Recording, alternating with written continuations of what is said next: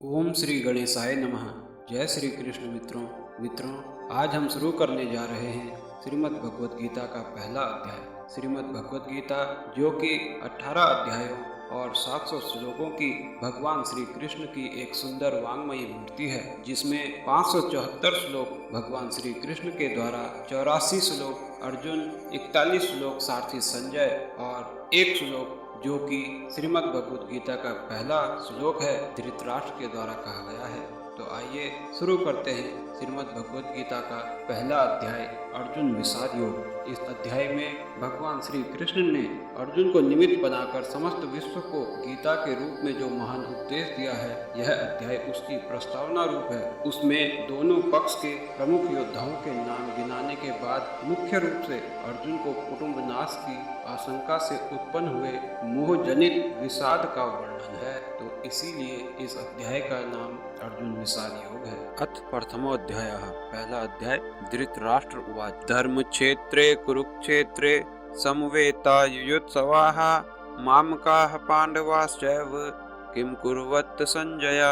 धृतराष्ट्र बोले, हे संजय, धर्म भूमि कुरुक्षेत्र में एकत्रित युद्ध की इच्छा वाले मेरे और पांडु के पुत्रों ने क्या किया, अर्थात कौरवों और पांडवों ने युद्ध भूमि कुरुक्षेत्र में जाकर क्या किया। धृतराष्ट्र के इस प्रकार पूछे जाने पर संजय बोले, संजय उवाच दृष्ट्वा तु पांडवानीकम् व्यूढ़ं दुर्योधनस्तदा आचार्यमुपसंगम्य राजा वचनं ब्रवीत। संजय बोले, उस समय राजा दुर्योधन ने व्यूह रचना युक्त पांडवों की सेना को देखकर और द्रोणाचार्य के पास जाकर यह वचन कहा। अब दुर्योधन आचार्य द्रोणाचार्य से कहता है, पश्येतां पांडुपुत्राणाम आचार्य महतीं चमूम व्यूढ़ाम द्रुपद पुत्रेण तव शिष्येण धीमता। हे आचार्य, आपके बुद्धिमान शिष्य द्रुपद पुत्र धृष्टद्युम्न के द्वारा व्यूहाकार खड़ी की हुई पांडु पुत्रों की इस बड़ी भारी सेना को देखिए। आगे दुर्योधन कहता है, अत्र सूरा महेश्वासा भीमार्जुन समायुधि युयुधानो विराटश्च द्रुपदश्च महारथाः धृष्टकेतुश्चेकितानाः काशीराजश्च वीर्यवान् पुरुजित् कुन्तिभोजश्च सैभ्यश्च नरपुंगवाः युधामन्युश्च विक्रांत उत्तमौजाश्च वीर्यवान् सौभद्रो द्रौपदेयाश्च सर्व एव महारथाः। दुर्योधन बोलता है, इस सेना में बड़े बड़े धनुषों वाले तथा युद्ध में भीम और अर्जुन के समान सूरवीर सात्यकी और विराट तथा महारथी राजा द्रुपद, धृष्टकेतु और चेकितान तथा बलवान काशीराज, पुरुजित, कुंतीभोज और मनुष्यों में श्रेष्ठ सैभ्य पराक्रमी युधामन्यु तथा बलवान उत्तमौजा सुभद्रा पुत्र अभिमन्यु और द्रौपदी के 5 पुत्र, ये सभी महारथी हैं। आगे दुर्योधन कहता है, अस्माकं तु विशिष्टा ये तन्निबोध द्विजोत्तम नायका मम सैन्यस्य संज्ञार्थम तान ब्रवीमिते। हे ब्राह्मण श्रेष्ठ, अपने पक्ष में भी जो प्रधान है उनको आप समझ लीजिए। आपकी जानकारी के लिए मेरी सेना के जो सेनापति हैं उनको बतलाता हूँ। आगे दुर्योधन आचार्य द्रोण को अपनी सेना के प्रमुख योद्धाओं के विषय में बताते हुए कहता है, भवान् भीष्मश्च कर्णश्च कृपश्च समितिञ्जयाः अश्वत्थामा विकर्णश्च सौमदत्तिस्तथैव च। आप द्रोणाचार्य और पितामह भीष्म तथा कर्ण और संग्राम विजयी कृपाचार्य तथा वैसे ही अश्वत्थामा, विकर्ण और सोमदत्त का पुत्र भूरिश्रवा, अन्ये च बहवः शूरा मदर्थे त्यक्त जीविताः नाना शस्त्र प्रहरणाः सर्वे युद्ध विशारदाः। और भी मेरे लिए जीवन की आशा त्याग देने वाले बहुत से सूरवीर अनेक प्रकार के अस्त्र शस्त्रों से सुसज्जित और सबके सब युद्ध में चतुर हैं। अपर्याप्तम तदस्माकं बलम भीष्माभिरक्षितम पर्याप्तम त्विदमेतेषां बलम भीमाभिरक्षितम। भीष्म पितामह द्वारा रक्षित हमारी वह सेना सब प्रकार से अजय है और भीम द्वारा रक्षित इन लोगों की यह सेना जीतने में सुगम है। अयनेषु च सर्वेषु यथा भागं वै स्थिताः भीष्ममेवाभिरक्षन्तु भवन्ताः सर्व एव हि। इसलिए सब मोर्चों पर अपनी अपनी जगह स्थित रहते हुए आप लोग सभी निसंदेह भीष्म पितामह की ही सब ओर से रक्षा करें। संजय धृतराष्ट्र को आगे बताते हुए कहते हैं, तस्य संजनयन् हर्षं कुरुवृद्धाः पितामहाः सिंहनादं विनद्योच्चैः शंखं दद्मो प्रतापवान। कौरवों में वृद्ध बड़े प्रतापी पितामह भीष्म ने उस दुर्योधन के हृदय में हर्ष उत्पन्न करते हुए उच्च स्वर से सिंह की दहाड़ के समान गरज कर शंख बजाया। ततः शंखश्च भैर्यश्च पणवान् खगोमुखाः सहस्रेवाभ्यहन्यन्त सशब्दस्तुमुल्लो अभवत्। इसके पश्चात शंख और नगारे तथा ढोल, मृदंग और नरसिंगे आदि बाजे एक साथ ही बज उठे। उनका वह शब्द बड़ा भयानक हुआ। ततः श्वेतैर्हयैर्युक्ते महति स्यन्दने स्थितो माधवाः पांडवश्चैव दिव्यो शंखो प्रदद्मतुः। इसके अनंतर सफेद घोड़ों से युक्त उत्तम रथ में बैठे हुए श्री कृष्ण महाराज और अर्जुन ने भी अलौकिक शंख बजाए। संजय कहते हैं, पांचजन्यम ऋषिकेशो देवदत्तं धनंजयाः पौंड्रम दधमो महाशंखम भीमकर्मावृकोदराः। श्री कृष्ण महाराज ने पांचजन्य नामक अर्जुन ने, देवदत्त नामक और भयानक कर्म वाले भीमसेन ने पौंड्र नामक महाशंख बजाया। अनंत विजयम राजा कुंती पुत्रो युधिष्ठिराः नकुलाः सहदेवश्च सुघोषमणि पुष्पको। कुंती पुत्र राजा युधिष्ठिर ने अनंत विजय नामक और नकुल तथा सहदेव ने सुघोष और मणि पुष्पक नामक शंख बजाए। काश्यश्च परमेश्वासाः शिखंडी च महारथाः धृष्टद्युम्नो विराटश्च सात्यकिश्च पराजिताः द्रुपदो द्रौपदेयाश्च सर्वसाः पृथिवीपते सौभद्रश्च महाबाहुः शंखान् दद्मुः पृथक पृथक।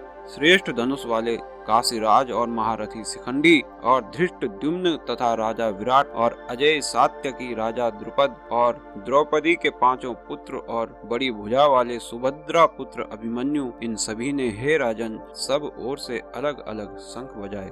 सघोषो धार्तराष्ट्राणां हृदयानि व्यदारयत् नभश्च पृथिवीं चैव तुमुलो व्यनुनादयन्।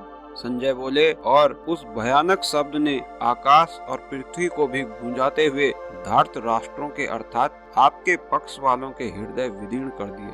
संजय आगे कहते हैं, अथ व्यवस्थितान् दृष्ट्वा धार्तराष्ट्रान् कपिध्वजाः प्रवृत्ते शस्त्र संपाते धनुरुद्यम्य पांडवाः ऋषिकेशं तदा वाक्यम् इदमाह महीपते।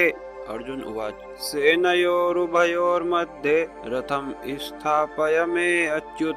हे राजन, इसके बाद कपिध्वज अर्जुन ने मोर्चा बांधकर डटे हुए धृतराष्ट्र संबंधियों को देखकर उस शस्त्र चलने की तैयारी के समय धनुष उठाकर ऋषिकेश श्री कृष्ण महाराज से यह वचन कहा, हे अच्युत, मेरे रथ को दोनों सेनाओं के बीच में खड़ा कीजिए। यावदेतान् निरीक्षेऽहं योद्धुकामान् वैस्थितान् कर्मया सह योद्धव्यम् अस्मिन् रणसमुद्यमे। और जब तक कि मैं युद्ध क्षेत्र में डटे हुए युद्ध के अभिलाषी इन विपक्षी योद्धाओं को भली प्रकार देख न लूं कि इस युद्ध रूप व्यापार में मुझे किन किन के साथ युद्ध करना योग्य है, तब तक उसे खड़ा रखिए। अर्जुन आगे कहते हैं, योत्स्यमानान् वेक्षेऽहं य एते अत्र समागताः धार्तराष्ट्रस्य दुर्बुद्धेर् युद्धे प्रिय चिकीर्षवाः। दुर्बुद्धि दुर्योधन का युद्ध में हित चाहने वाले जो ये राजा लोग इस सेना में आए हैं, इन युद्ध करने वालों को मैं देखूंगा। संजय उवाच, एवं मुक्तो ऋषिकेशो गुडाकेशेन भारत सेनयोरुभयोर्मध्ये स्थापयित्वा रथोत्तमम् भीष्म द्रोण प्रमुक्ताः सर्वेषां च महीक्षिताम्। उवाच पार्थ पश्येतान् समवेतान् कुरुनीति।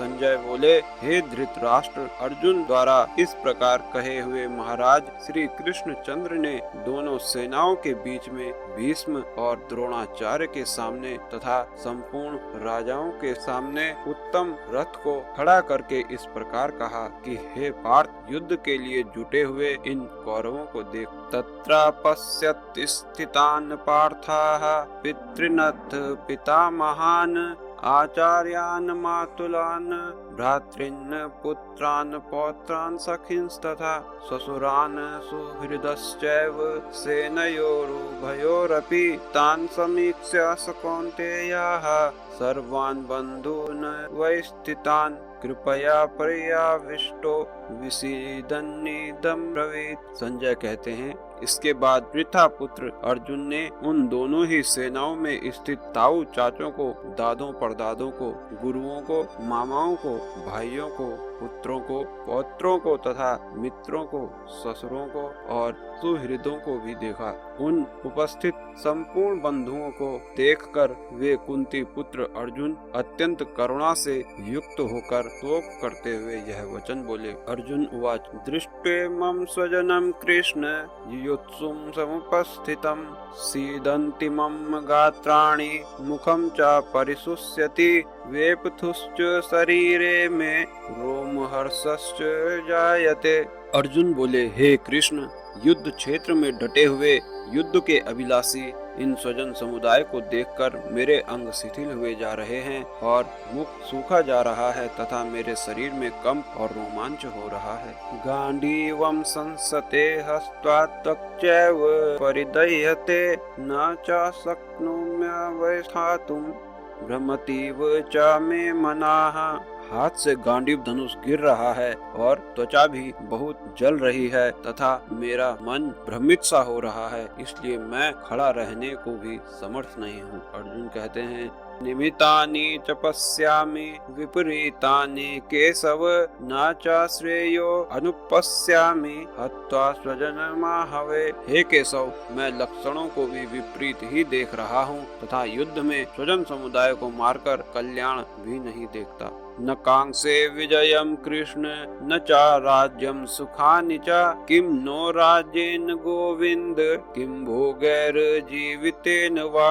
अर्जुन कहते हैं, हे कृष्ण, मैं न तो विजय चाहता हूँ और न राज्य तथा सुखों को ही। हे गोविंद, हमें ऐसे राज्य से क्या प्रयोजन है अथवा ऐसे भोगों से और जीवन से भी क्या लाभ है। ये सामर्थ्ये कांक्षितं नो राज्यं भोगाः सुखानि च ता इमे अवस्थिता युद्धे प्राणांस त्यक्त्वा धनानि च। हमें जिनके लिए राज्य भोग और सुखादि अभीष्ट हैं, वे ही ये सब धन और जीवन की आशा को त्याग कर युद्ध में खड़े हैं। आचार्याः पितराः पुत्रास्तथैव च पितामहाः मातुलाः श्वशुराः पौत्राः श्यालाः संबंधिनस्तथा। गुरुजन, ताऊ, चाचे, लड़के और उसी प्रकार दादे, मामे, ससुर, पौत्र, साले तथा और भी संबंधी लोग हैं। एतान् हन्तुमिच्छामि घनतो अपि मधुसूदन अपि त्रैलोक्य राज्यस्य हेतोः किं नु महिर्कृते। हे मधुसूदन, मुझे मारने पर भी अथवा तीनों लोकों के राज्य के लिए भी मैं इन सब को मारना नहीं चाहता, फिर पृथ्वी के लिए तो कहना ही क्या है। निहत्य धार्तराष्ट्राणाः का प्रीतिः स्यात् जनार्दन पापमेवाश्रयेदस्मान् हत्वेतानाततायिनाः। अर्जुन कहते हैं, हे जनार्दन, धृतराष्ट्र के पुत्रों को मारकर हमें क्या प्रसन्नता होगी, इन आतताइयों को मारकर तो हमें पाप ही लगेगा। तस्मान्नार्हा वयं हन्तुं धार्तराष्ट्रान् स्वजबान्धवान् स्वजनं हि कथं हत्वा सुखिनः स्याम माधव। अतएव हे माधव, अपने ही बांधव धृतराष्ट्र के पुत्रों को मारने के लिए हम योग्य नहीं हैं, क्योंकि अपने ही कुटुंब को मारकर हम कैसे सुखी होंगे। यद्यपेते न पश्यन्ति लोभोपहतचेतसाः कुलस्य कृतं दोषं मित्रद्रोहे च पातकं कथं नाज्ञेयं समाभिः पापादस्मान्निवर्तितुं कुलस्य कृतं दोषं प्रपश्यद्भिर्जनार्दन। यद्यपि लोभ से भ्रष्ट चित्त हुए ये लोग कुल के नाश से उत्पन्न दोष को और मित्रों से विरोध करने में पाप को नहीं देखते, तो भी हे जनार्दन, कुल के नाश से उत्पन्न दोष को जानने वाले हम लोगों को इस पाप से हटने के लिए क्यों नहीं विचार करना चाहिए। अर्जुन पूरी तरह से मोह से ग्रसित हैं और मोह में पड़कर ऐसी बातें करते हैं और आगे कहते हैं, कुलक्षये प्रणश्यन्ति कुल धर्माः सनातनाः धर्मे नष्टे कुलम कृत्स्नम धर्मो अभिभवत्युत।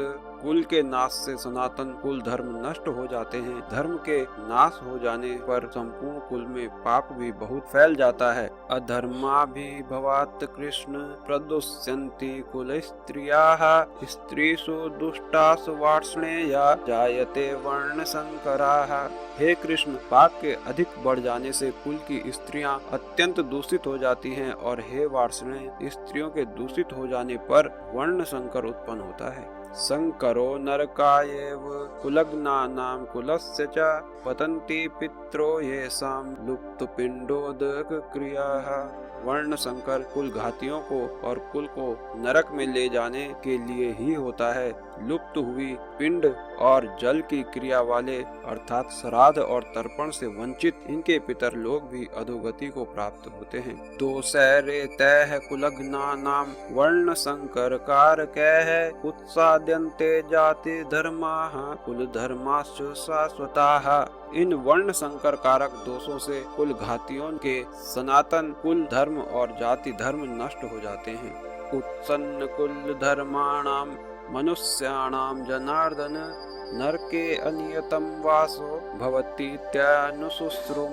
हे जनार्दन, जिनका कुल धर्म नष्ट हो गया है, ऐसे मनुष्यों का अनिश्चित काल तक नरक में वास होता है, ऐसा हम सुनते आए हैं। अहो बत महत् पापम कर्तुम व्यवसिता वयम यद्राज्य सुखलोभेन हन्तुम स्वजनमुद्यताः। हा शोक, हम लोग बुद्धिमान होकर भी महान पाप करने को तैयार हो गए हैं, जो राज्य और सुख के लोभ से स्वजनों को मारने के लिए उद्यत हो गए हैं। यदि माम प्रतिकारम शस्त्रम शस्त्र पाणयाः धार्तराष्ट्रारणे हन्युस् तन्मे क्षेमतरम भवेत्। यदि मुझ शस्त्र रहित और सामना न करने वाले को शस्त्र हाथ में लिए हुए धृतराष्ट्र के पुत्र रण में मार डालें, तो वह मारना भी मेरे लिए अधिक कल्याणकारक होगा। अर्जुन मोह से पूरी तरह से ग्रसित होकर ऐसा कहते हैं। संजय उवाच एवं मुक्तार्जुनाः संख्ये रथोपस्थ उपाविशत् विसृज्य सशरं चापं शोक संविघ्न मानसाः। संजय बोले, रणभूमि में शोक से उद्विग्न मन वाले अर्जुन इस प्रकार कहकर बाण सहित धनुष को त्याग कर रथ के पिछले भाग में बैठ गए। ओम तत्सदिति श्रीमद्भगवद्गीतासु उपनिषत्सु ब्रह्म विद्यायां योग शास्त्रे श्री कृष्णार्जुन संवादे अर्जुन विषाद योगो नाम प्रथमो अध्यायः। इस प्रकार उपनिषद ब्रह्म विद्या तथा योग शास्त्र रूप श्रीमद् भगवद गीता के श्री कृष्ण अर्जुन संवाद में अर्जुन विषाद योग नामक प्रथम अध्याय संपूर्ण हुआ। तो ये था श्रीमद् भगवद गीता का पहला अध्याय, जिसमें अर्जुन के विषाद के विषय में कहा गया है और दोनों सेनाओं के योद्धाओं का वर्णन किया गया है। हरि ओम।